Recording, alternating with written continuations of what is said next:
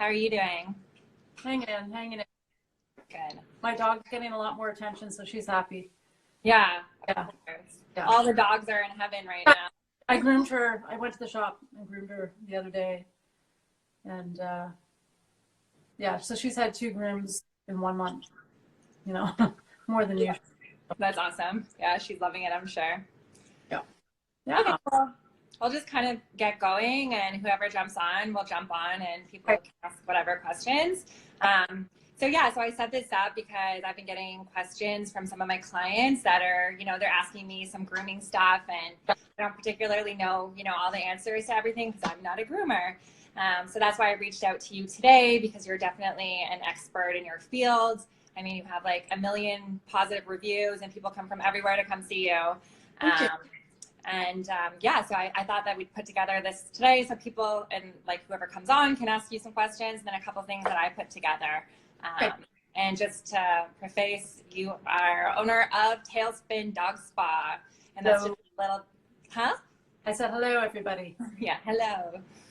And Tailspin Dog Spa is just south of Yonge and Bloor, for those of you who haven't been there before. Hot, hoppin' place. So first I just want to talk about bathing. Specifically, one thing to start with is shampooing. Is there a particular type of shampoo that you recommend, that you guys use or that you recommend for dogs? We have a few that we use at the shop, but if somebody's going to go buy some shampoo for themselves, for their own dogs, I usually recommend something gentle. A lot of people worry about getting the shampoo in the eyes when they're bathing, so a lot of times I'll recommend this shampoo because it just seems to be, it's gentle, it doesn't sting their eyes if they happen to get it in the eyes, which is one of the worst things. So usually either a or something really mild, maybe unscented, because people don't like a real perfumey smell. So I can't really recommend a brand, but just that kind of like gentle, the gentler the better. And is using our shampoo, like if we have an all-natural shampoo, using something on our head okay to use on the dogs too, or? Really, I don't, it's not recommended to use human shampoo on dogs. It's a totally different, like it's a pH balance, pH level type of thing for the hair and the skin on the dog is completely different than for humans. So it's usually for the dogs. So I don't recommend, I mean, unless that's all you have, and you literally have nothing else, then you could use your own shampoo, but dilute it with water so that it's not so concentrated. Yeah. So I would say, sorry? In a pinch, I mean, if you had nothing else, yes, but only if it's diluted. Yeah. And the regular dog shampoo, do you have to dilute most of those too, or they're just usually how you buy them? I do.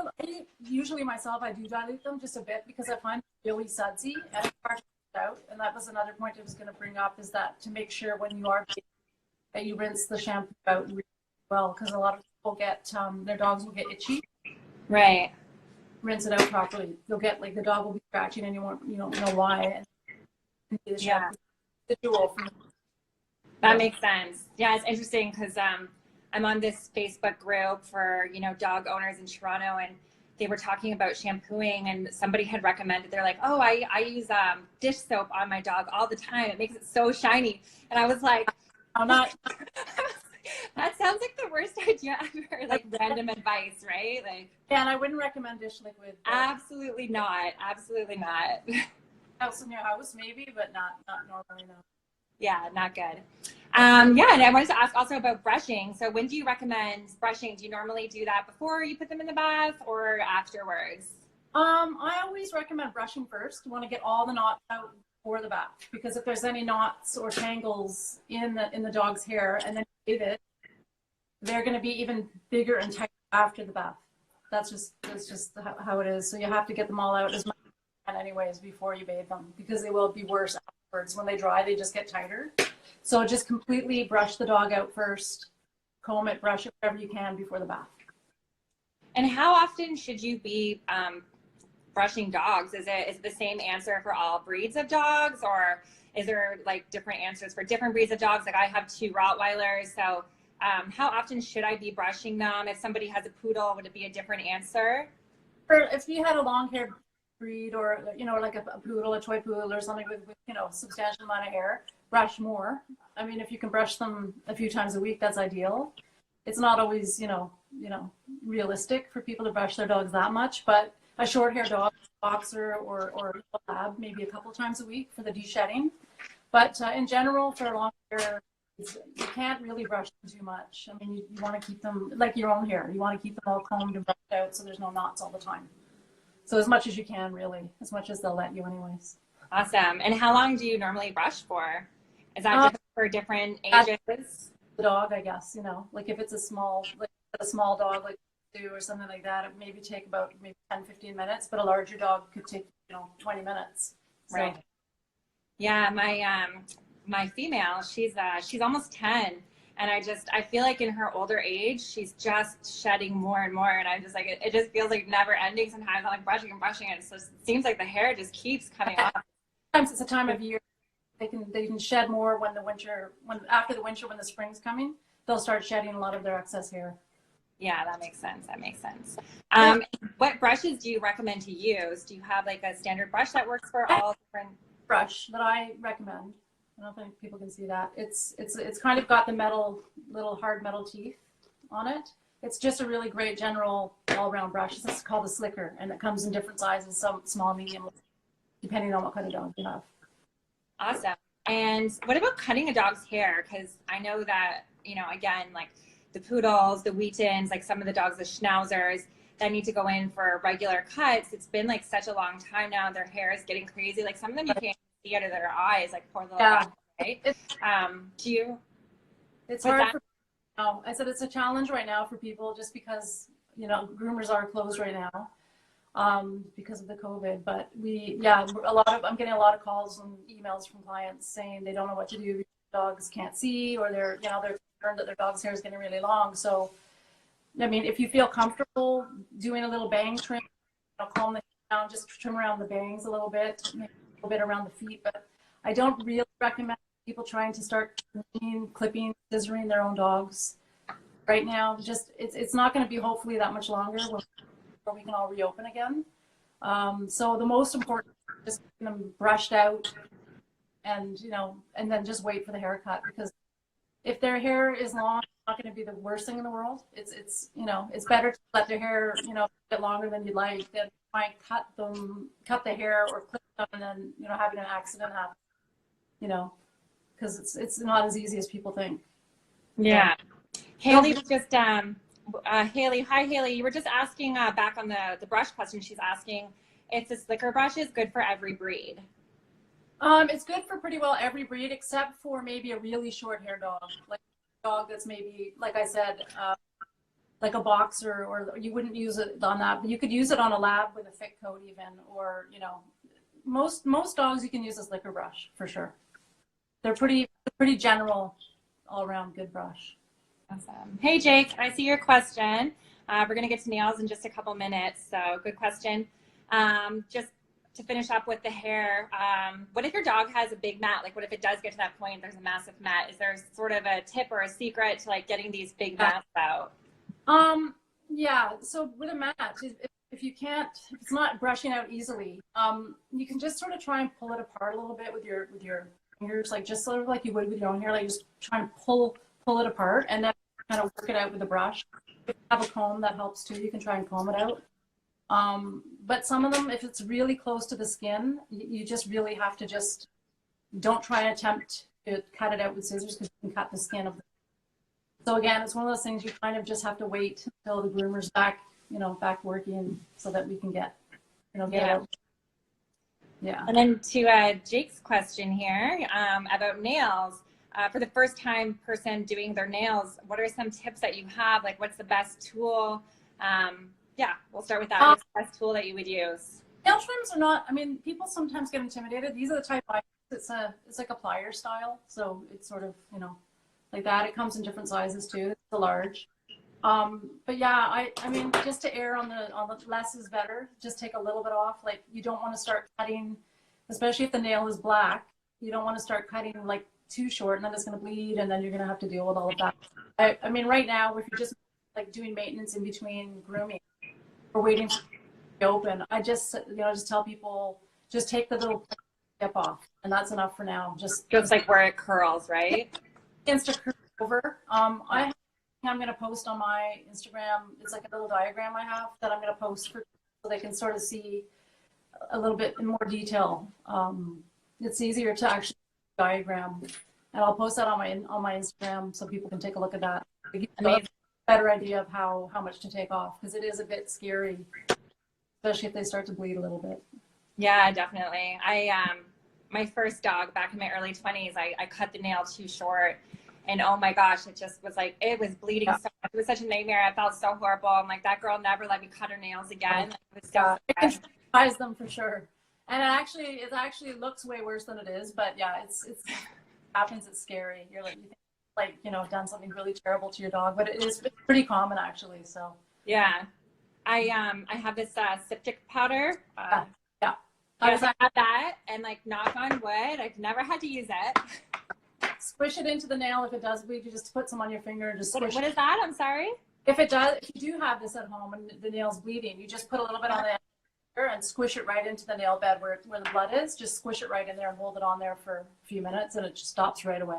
If you don't have a product at home, like handy, what can you use? You could use, if you have a bar of soap. It's kind of a weird trick, but if you have a bar of soap, you can just take that and sort of like scrape it into the nail, and it acts as like almost a plug. So it sort of plugs the little area where there might be blood. Okay, I didn't know that. That's cool. Yeah. Okay, I'm gonna take a look at some of the questions here. We have Haley. Hey, Haley again, and she's asking, any advice on brushing dogs' teeth or bad breath? Teeth, yes. Teeth should be brushed. Yeah.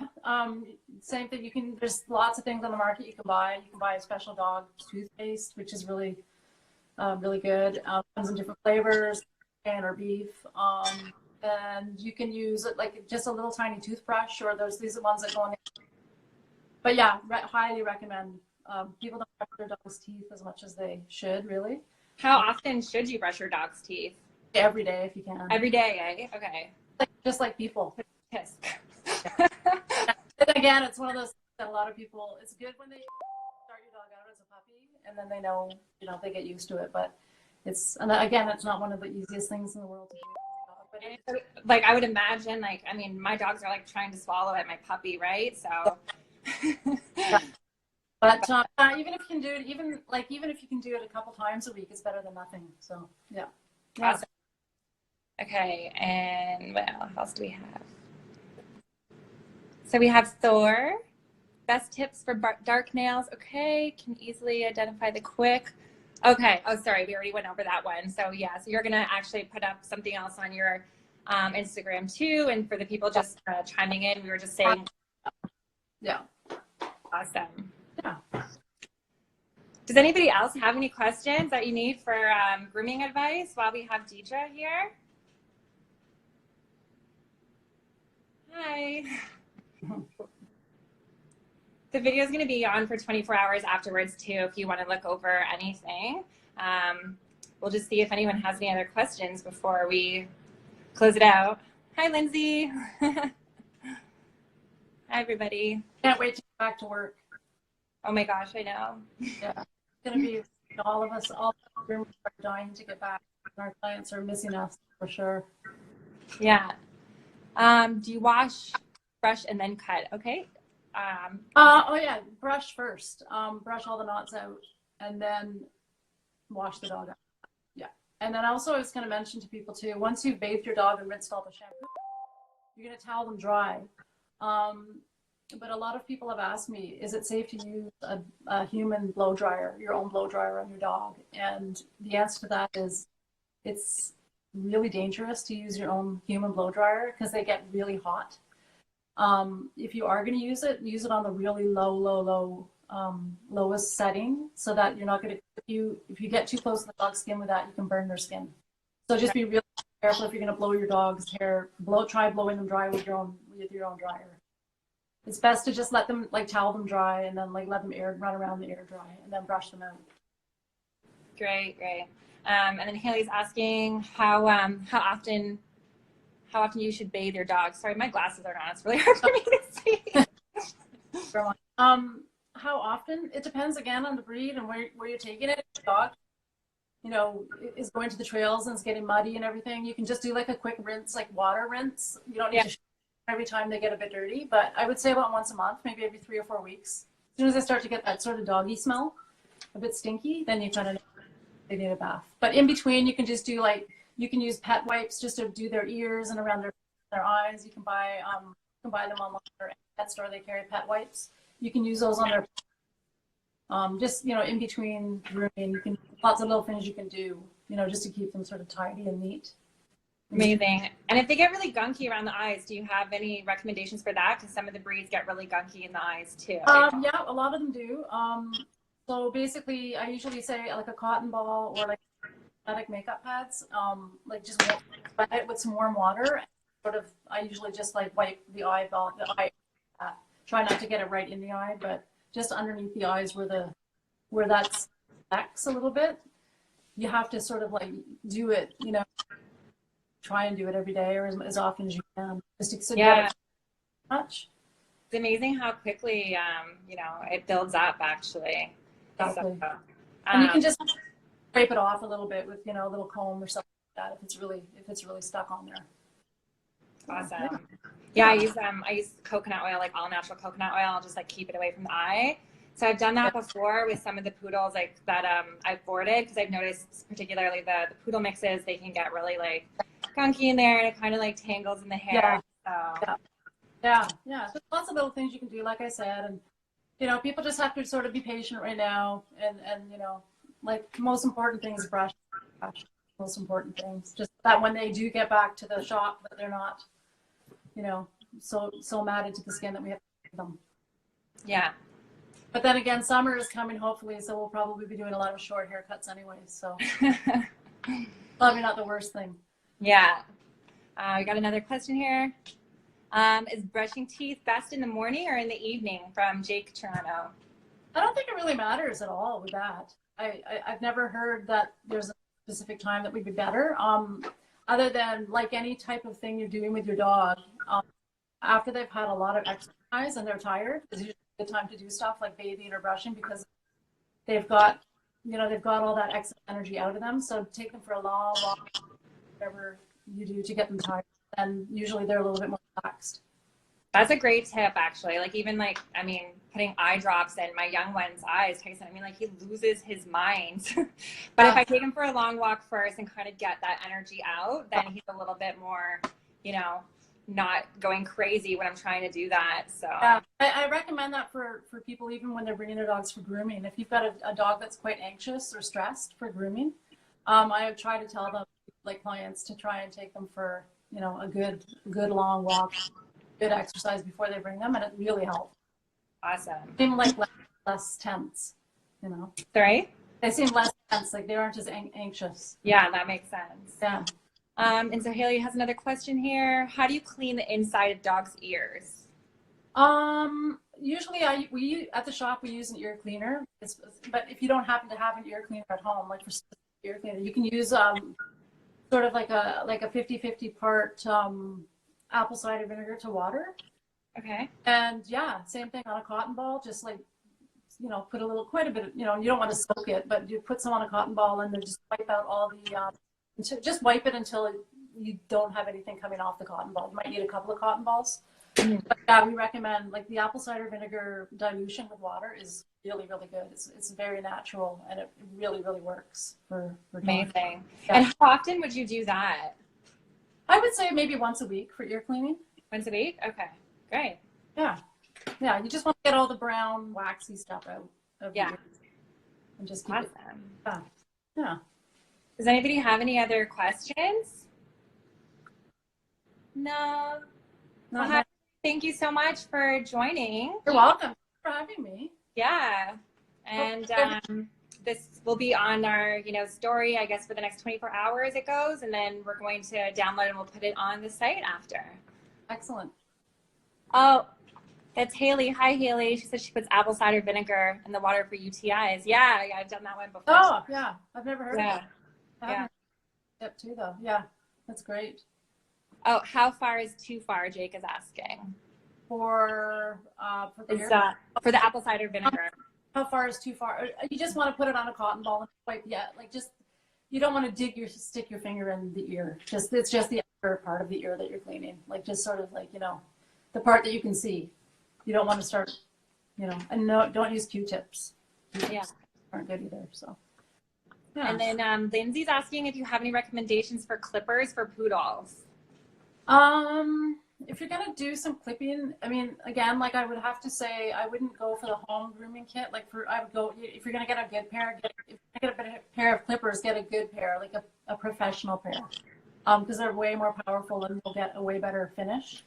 So you have to spend, you know, a couple $100s for a really good pair of clippers, and then you can attachments that go on the blade that leave different lengths of hair, you know, depending on how short you want to keep it. But yeah, again, I try to tell people stay away from those the lower end home grooming kit that comes. It comes with like a pair of scissors, and they're just the quality isn't that good, and they don't really work at all. So if you're gonna get a pair, get a professional pair. Get a good pair, and you're gonna have it for the dog's life. So I mean, like it's, you know, have it for years and years and years. So they last for a long time. So. Yeah. Yeah. Great. Yeah. Any other questions? Thanks, Lindsay. All right, awesome. Well, thanks again, Deidre. Welcome. It's nice to see you. We'll hope to see everybody soon. Yes, for sure. I know. Hopefully we can all get through this really soon and get back to some kind of normalcy, right? So, yeah. Awesome. Okay, thanks so much. Bye, guys.